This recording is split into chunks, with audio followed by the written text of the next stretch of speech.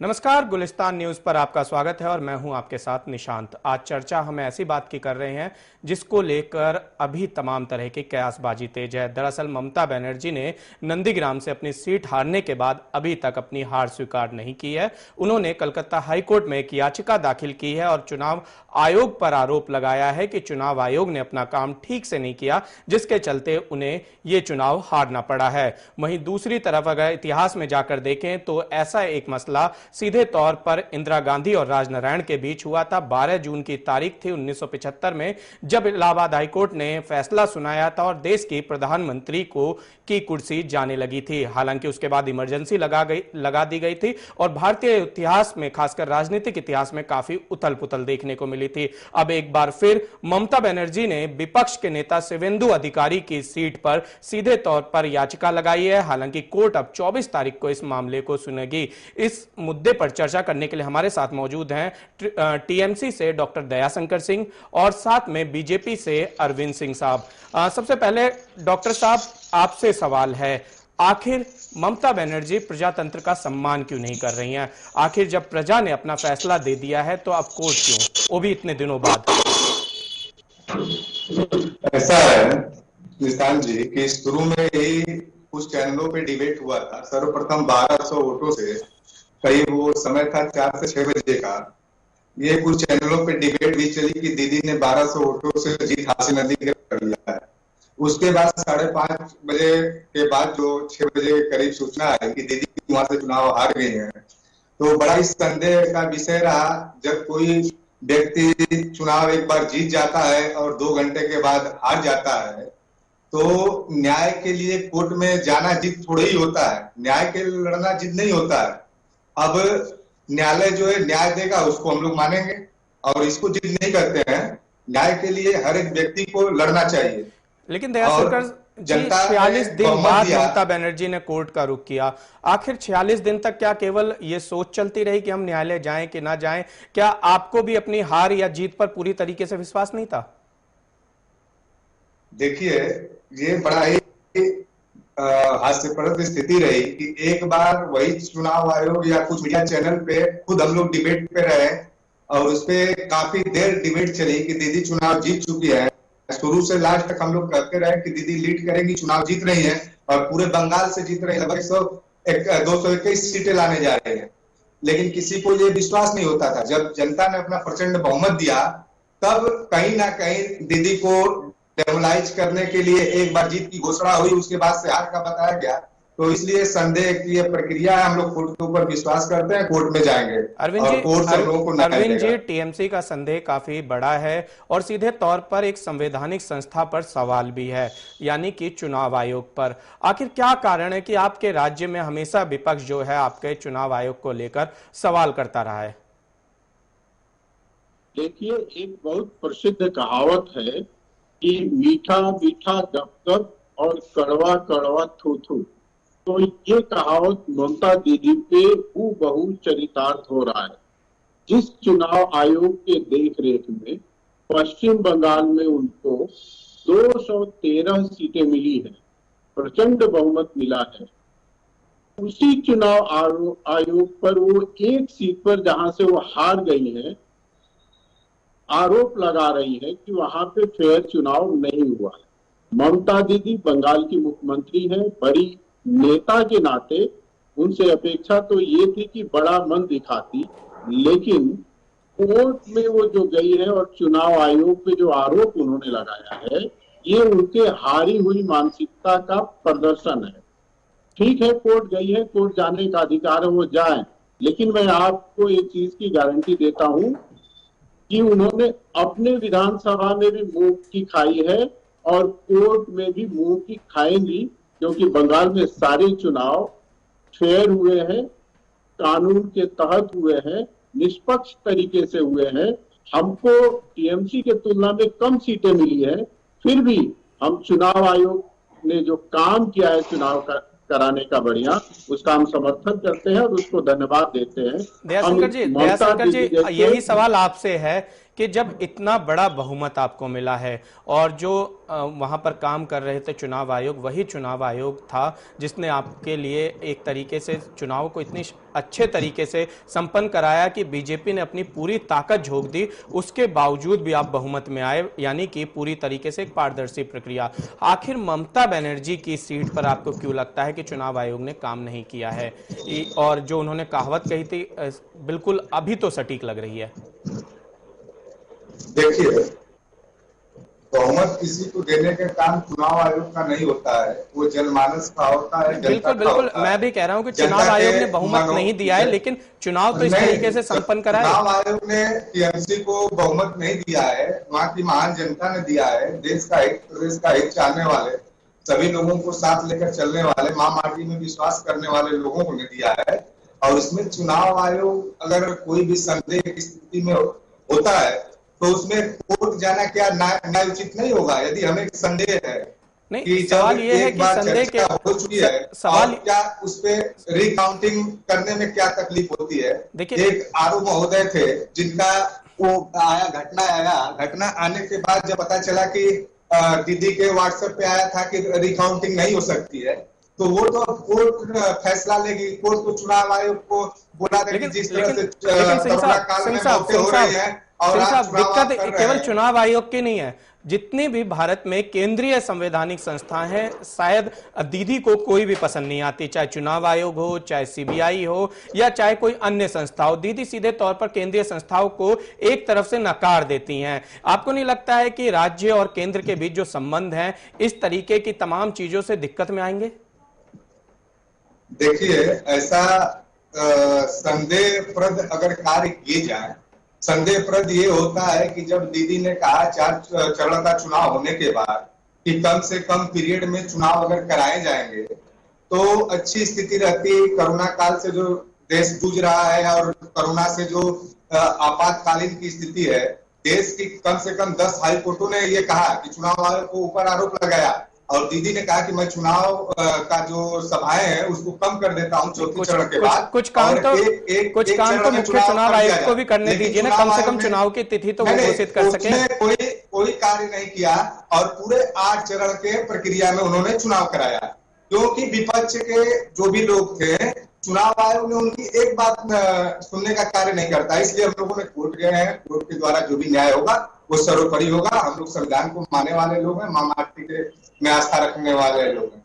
अरविंद जी, चुनाव आयोग पर एक बड़ा आरोप लगा है और कई सारी कोर्टों ने भी कहा है, देश कोरोना की जब दूसरी वेव से जूझ रहा था उस बीच चुनाव चल रहे थे, आखिर क्या कारण रहे? जैसा कि अभी टीएमसी के भी नेता सीधे तौर पर यही कह रहे हैं कि हमने कम चरणों की बात कही थी लेकिन ज्यादा चरणों में चुनाव कराए गए।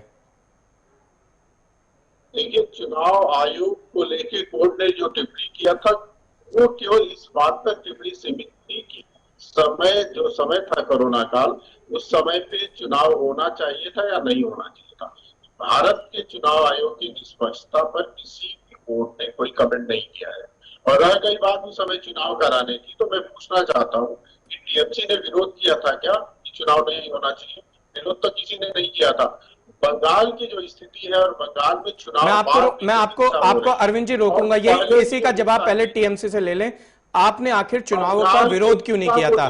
दयाशंकर सिंह साहब, आखिर आपने चुनाव का विरोध क्यों नहीं किया था? मान लीजिए कि चुनाव आयोग चुनाव की घोषणा कर रहा है, सारे विपक्षी दल अगर एक साथ होकर कहते हैं कि ये चुनाव नहीं होने चाहिए, तो आपको लगता है कि चुनाव आयोग फिर भी चुनाव करा देता? देखिए, चुनाव आयोग की मंशा थी कि कितना जल्द से जल्द, या जो बीजेपी की मंशा क्या थी, क्या नहीं, सवाल ये है कि टीएमसी के समय क्या मंशा थी? दीदी को 2 मई और दीदी को गई वाला नारा लगवाया जाए, वो तो चुनाव की घोषणा हो गई थी, हटाया जाए। मेरा सीधा सा सवाल है कि आखिर उस समय चुनाव आयोग, आप सारे नेता, आप सारे राजनीतिक दल वहां पर क्यों नहीं गए और कहा कि इस समय चुनाव ना कराएं तो बेहतर हो? आखिर टीएमसी ने एक भी बार, ममता बनर्जी जी ने एक भी बार ये नहीं कहा? हमारा कार्यकाल जब खत्म होने वाले हैं तो अगर बढ़ा दिए जाते या चुनाव कुछ दिन बाद होते तो टीएमसी को कोई तकलीफ नहीं थी। अगर टीएमसी विरोध करती तो ये होता कि ये लोग चुनाव कराना नहीं चाहते हैं, और ये तो भाजपा के लोगों को जवाब देना चाहिए था कि संवैधानिक इतना अधिकार है, आप जल्दीबाजी चुनाव क्यों को थी। आगे बढ़ा सकते नहीं थे। नहीं, भाजपा के नहीं, तो ये तो केंद्र सरकार की जिम्मेदारी थी और चुनाव आयोग की जिम्मेदारी थी कि वो बढ़ा लेते। स्कूलों में परीक्षा नहीं हो रहे हैं, लड़के हाई स्कूल इंटर में पास कर दिए जा रहे हैं, लेकिन इनके लिए चुनाव इसलिए जरूरी था कि दीदी को हटाना था। लेकिन अब तो परिवर्तन की लहर चल गई है, पूरे देश में चल गई है। अब देखिए यूपी का चुनाव है, बिहार में, त्रिपुरा में क्या क्या होने जा रहा है, और किसान आंदोलन, छात्रों का आंदोलन, महंगाई और सब भ्रष्टाचार, मंदिर से देखिए 2-2 करोड़ की जमीन 18 करोड़ की हो जा रही है। तो ये जल्दीबाजी है। अब जल्दीबाजी क्या होता है ना कि जब अंतिम समय रहता है तो लोग जल्दीबाजी करते हैं। उस समय इन लोगों को जल्दीबाजी था। टीएमसी कहती रह गई कि ठीक है भाई, आप देखो कोरोना काल से देश गुजरा है, आर्थिक स्थिति देश की अच्छी नहीं है। बिल्कुल बिल्कुल। और आप लोग एक काम करें, एक बार आप अरविंद लोग जी से जवाब ले लें। अरविंद जी से जवाब ले लें। अरविंद जी बताइए। देखिए, दयाशंकर भाई बोल रहे थे तो मैंने बीच में नहीं बोला। दिक्कत ये है कि टीएमसी के कार्यकर्ता जो आते हैं डिबेट में, वो तैयारी के साथ नहीं आते हैं, केवल शोर मचा। आपने जो उनसे प्रश्न किया कि चुनाव उस समय यदि होना ठीक नहीं था तो टीएमसी ने अपना राय रखा क्या? जो पार्टी अपनी राय भी नहीं रखती है, फिर उसको बाद में उस पर टीका टिप्पणी करने का क्या अधिकार है? नंबर एक।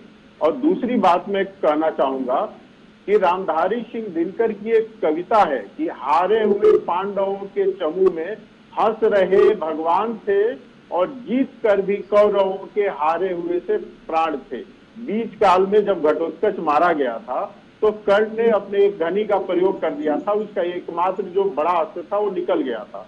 आज बंगाल की जो स्थिति है, ममता बनर्जी जी जीतने के बाद भी उनके प्राण जो है हारे हुए से हैं, अपने हार को बर्दाश्त नहीं कर पा रही हैं। कोई दूसरा बड़ा नेता होता जिसका लोकतंत्र में विश्वास होता तो बंगाल के जनता ने जिस तरह से 213 सीटें दी है टीएमसी को, उस तरह से बड़े मन से अपने हार को भी दूसरा बड़ा नेता स्वीकार करता। लेकिन ममता जी की बौखलाहट, ममता जी की खींच ये दिखला रही है कि उनकी जो मानसिकता है वो हारी हुई है।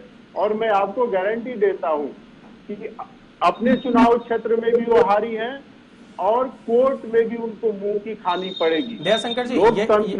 दयाशंकर जी यही सवाल मेरा आपसे है। मान लीजिए कि कोर्ट में भी उनको मुंह की खानी पड़ी। ममता बनर्जी देखिए, अभी भारत में अगर उनका राजनीतिक कद देखा जाए तो शायद उसका आंकलन पश्चिम बंगाल में तो करना मुश्किल होगा, उनके आसपास कोई नेता होगा। लेकिन इस कद के नेता केवल एक सीट के लिए जब कि चुनाव आयोग अपना फैसला दे चुका है और सीधे तौर पर शुभेंदु अधिकारी चुनकर आए हैं, तो उन्हें जनमत का सम्मान करना चाहिए था। ऐसा नहीं लगता उन्हें बड़ा दिल दिखाना चाहिए था? देखिए, लड़ाई जो होती है और जिस प्रकार से होती है उसमें न्याय की बात तो तभी होगा जब संदेह रह गया कि हम हारे हैं कि नहीं हारे हैं। जिस प्रकार से जब बताया जा रहा है, कई बार मैंने रिपीट किया है कि ये 4 बजे का समय था लगभग, एक बार जीत की घोषणा होती है, काफी चैनलों बीच में एक बार एक बार बोलना चाहूंगा। एक सेकंड दयाशंकर भाई, 1 मिनट बीच में रोकिएगा। ये बार बार कह रहे हैं कि एक बार घोषणा कर दिया गया कि ममता दीदी जीत गई है। मैं पूछना चाहता हूं कि चुनाव आयोग ने कब घोषणा किया कि ममता बनर्जी जीत गई है? तो आप नेशनल मीडिया पे बैठ के गलत बयानी क्यों कर रहे हैं? चुनाव आयोग ने कभी भी डिक्लेरेशन नहीं किया था तो ममता बनर्जी चुनाव जीती। देखिए, वहां जो कंटेस्ट था वो बहुत था, मतों का अंतर बहुत कम था और फाइनल रिजल्ट जो आया उसमें ये आया कि ममता बनर्जी चुनाव हार गई है और शुभेंदु अधिकारी चुनाव जीत गए। आज इस जनता जनार्दन के निर्णय को ममता बनर्जी अपने अहंकार के नाते मान नहीं रही है।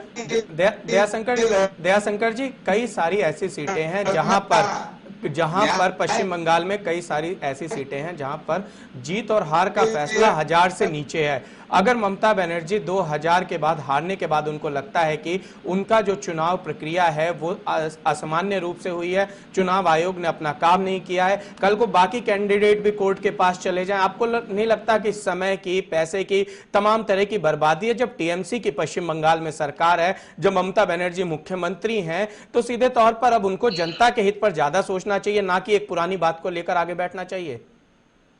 देखिए निशांत जी, यही बातें हम लोग कहा करते थे कि जिस प्रकार से अदर प्रदेशों में एक एक चरण में चुनाव आयोग ने चुनाव कराने का निर्णय लिया है, तमिलनाडु जैसे 234-35 सीट वाले जगह पे एक चरण में चुनाव करा रहा है, और बंगाल में जो है 8 चरण में करा रहा है, एक एक जिले में 2-2 बार करा रहा है।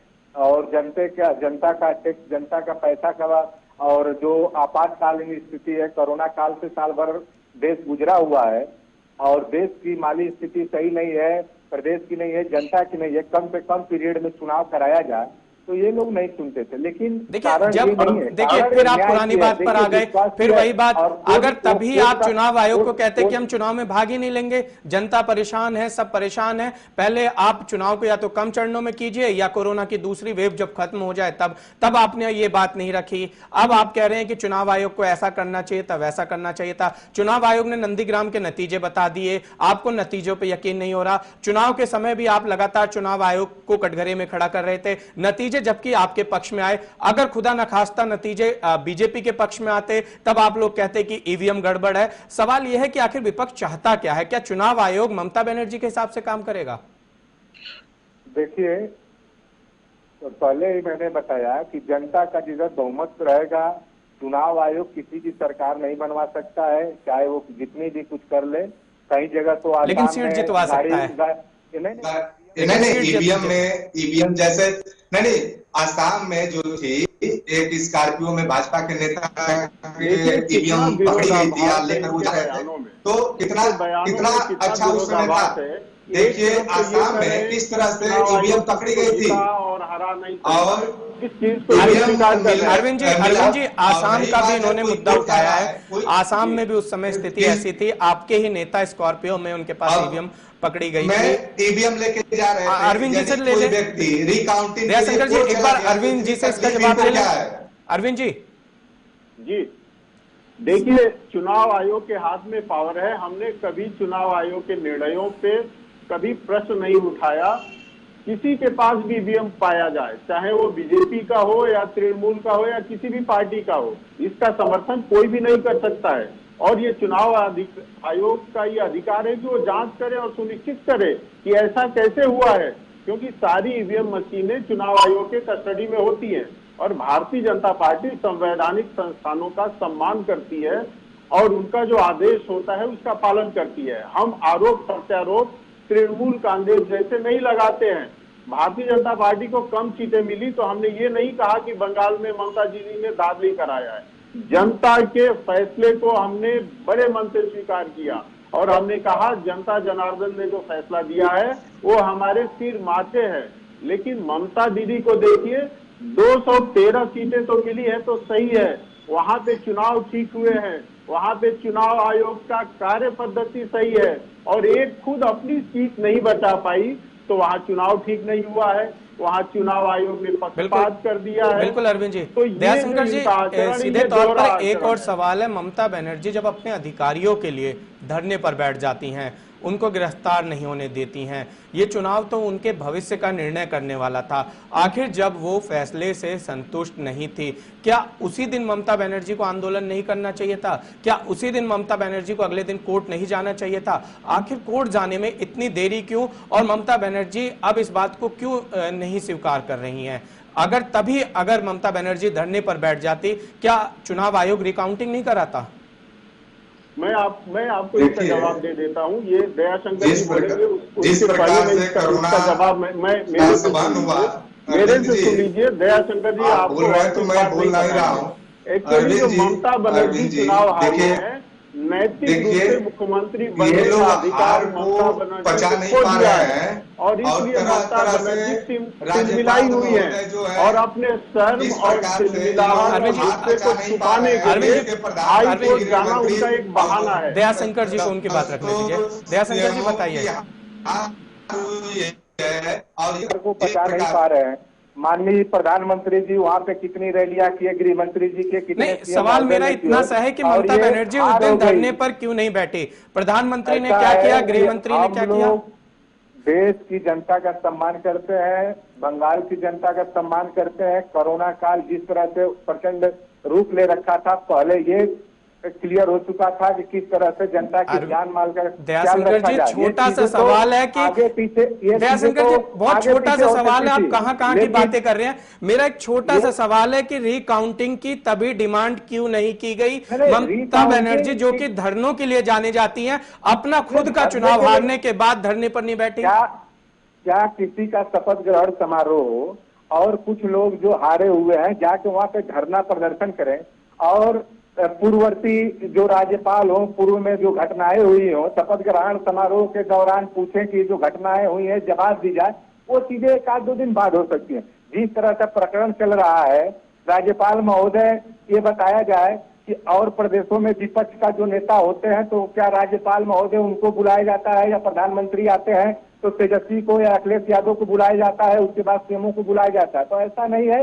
और वहां पे ये जो जिस तरह से ये कार्य कर रहे हैं, तो भाजपा कार्यकर्ता की तरह जो भी कार्य करेगा तो भाई हम लोग तो जनता मानती है, जनता बहुमत देती है, तो हम जनता का सम्मान करने चुनाव वाले आयोग के साथ साथ राज्यपाल से भी नाराजगी है आपकी? एकदम है। जिस तरह से ये जाके मतलब जो मिल रहे हैं, टीएमसी की विचारधारा पर ना चले, वो अपना काम ठीक से नहीं कर रहा है। अब वो तो देश की जनता बताएगी, पूरे देश की जनता देख रही है कि किस प्रकार से हार का चीज निकाला जा रहा है, किस तरह से बैठकें हो रही है। अरविंद जी, चुनाव आयोग, सीबीआई और राज्यपाल, आखिर आप बंगाल में कर क्या रहे हैं? विपक्ष के नेताओं के साथ क्यों नहीं बैठकें कर रहे? बिहार के राज्यपाल बैठक करें, उत्तर प्रदेश की राज्यपाल अखिलेश जी के साथ बैठक करें और डॉक्टर दयाशंकर जी और देश को चलाएं, प्रदेश को चलाएं। सिंह साहब, अरविंद जी को एक बार पूछते हैं। अरविंद जी, आखिर राज्यपाल पर सवाल है, सीबीआई पर सवाल है, चुनाव आयोग पर सवाल है, इतने सवाल आखिर आपके केंद्र में के सरकार के ऊपर लगाए जा रहे हैं, इसका आखिर जवाब क्या है? देखिए, एक तो दयाशंकर सिंह जी ने कहा कि हर राज्य में आप जाते हैं तो विपक्ष के नेता को बुलाते हैं क्या? पहले इसका मैं जवाब दे देता हूँ। बंगाल और उड़ीसा और सीमावर्ती प्रदेशों में जो तूफान आया था पूरब के, वहां पे प्रधानमंत्री जी ने जब दौरा किया तो ओडिशा गए, तो ओडिशा के मुख्यमंत्री को और विपक्ष के नेता को, दोनों को बुलाया था। मैं दयाशंकर जी से कहूंगा कि जब डिबेट में बैठिए तो होमवर्क करके बैठिए। और फिर बंगाल में जब आए तो बंगाल के मुख्यमंत्री और विपक्ष के नेता दोनों को बैठाया था। और ममता दीदी ने कोई पत्र, 1 मिनट बीच में मत बोलिए, आपका समय आएगा तो बोल लीजिएगा, मुझे तथ्यों को रखने दीजिए। तो ममता दीदी ने कोई पत्र लिखकर प्रधानमंत्री को नहीं कहा था विपक्ष के नेता को मत बैठाइए। और दूसरी बात मैं ये कहना चाहूंगा, जो बंगाल के ही नेता थे ना, बंगाल के विधानसभा के विपक्ष के नेता थे, कोई बाहर के व्यक्ति नहीं थे। तो आपको अपने ही प्रदेश के विपक्ष के नेता के साथ बैठने से आप लोकतंत्र की बात करती है और अपने प्रांत के विपक्ष के नेता को साथ में नहीं बैठाना चाहती है। आपको कौन सा लोकतंत्र की बात करना चाहती है ममता बनर्जी जी? मैं ये जानना चाहूंगा, ये किस लोकतंत्र में वो विश्वास करती है कि वो अपने ही प्रदेश के विपक्ष के नेता को चाहती नहीं है कि किसी बैठक में बैठे? जबकि हमने उड़ीसा में बुलाया था तो वहां के मुख्यमंत्री ने तो विरोध नहीं किया। दयाशंकर जी, जल्दी से अरविंद जी की बात का जवाब दीजिए, समय बहुत कम है। अरविंद जी एक बार जवाब सुन लेते हैं, समय बहुत कम है। उस बैठक का एक तरह से ममता बनर्जी ने बहिष्कार किया। जिस प्रकार से विधायकों को बिहार में रोजगार मांगने पे पीटा गया, उनको फेंका गया, तो राज्यपाल, देखिए समय की कमी है अरविंद जी, दयाशंकर जी, समय की कमी है, लेकिन सीधे तौर पर यह कहा जा सकता है जो चुनाव जनता ने जितवाए उन विधायकों को बिहार में, दयाशंकर जी, अरविंद जी, समय की कमी है और कमी के आधार पर सीधे तौर पर कहा जा सकता है कि पश्चिम बंगाल में चुनाव होने के बाद भी उतनी ही राजनीतिक उठापटक है जितनी चुनाव होने से पहले थी। सवाल यह है कि पश्चिम बंगाल का आखिर भविष्य क्या होगा? जिस तरीके से विपक्ष और सत्ता पक्ष अभी भी आमने सामने है, नेताओं के आने जाने का दौर है, ऐसे में ममता बनर्जी के लिए सबसे ज्यादा जरूरी है कि पश्चिम बंगाल की जनता ने जो उन्हें मैंडेट दिया है उसका सीधे तौर पर सम्मान करें और आगे बढ़े। हालांकि देखना यह होगा कि ममता बनर्जी जिस न्याय के लिए कोलकाता हाईकोर्ट गई हैं, जब 24 जून को उस पर फैसला सुनाया जाएगा तो आखिर वो फैसला क्या होता है। इस खास कार्यक्रम में इतना ही। देश और दुनिया की तमाम खबरों के लिए बने रहिए हमारे साथ।